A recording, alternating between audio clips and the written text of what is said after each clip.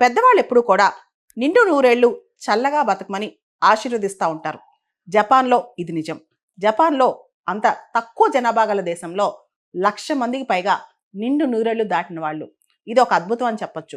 అక్కడ life style ఏంటి, వాళ్ళు ఏం తింటారు, ఎలాంటి గాలి పిలుస్తారు, ఎంత హ్యాపీగా ఉంటారు. మన దేశంలో కూడా ప్రతి రాష్ట్రంలో లక్షల మంది నూరేళ్ళు నిండిన వాళ్ళు ఉంటే వాళ్ళ అనుభవాలు, వాళ్ళ ఎక్స్పీరియన్సెస్ మన తాత ముత్తాతల్ని మనం చూసుకుంటూ ఉండొచ్చు కదా.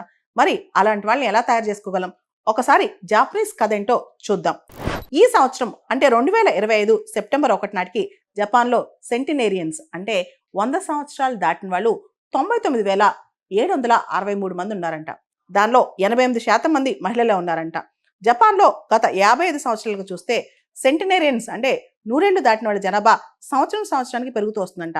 1963లో సెంటినేరియన్స్ అంటే నూరేళ్లు దాటిన వాళ్ళు జపాన్లో 153 మంది ఉంటే 1981 నాటికి 1000 మంది ఉన్నారంట. 1998 నాటికి 10,000 మంది ఉన్నారంట. 2020 నాటికి జపాన్లో నూరేళ్లు నిండిన వాళ్ళు 90,526 మంది ఉన్నారంట. ఇప్పటికీ జపాన్లో నూరేళ్లు నిండిన వాళ్ళు 99,763 మంది ఉన్నారంట. అంటే జపాన్లో ఎక్కువ మంది సెంటినేరియన్స్ ఉన్నారనమాట. జపాన్లో ప్రతి 10 మందిలో ఒకళ్ళు నూరేళ్లు నిండిన వాళ్ళే అంట.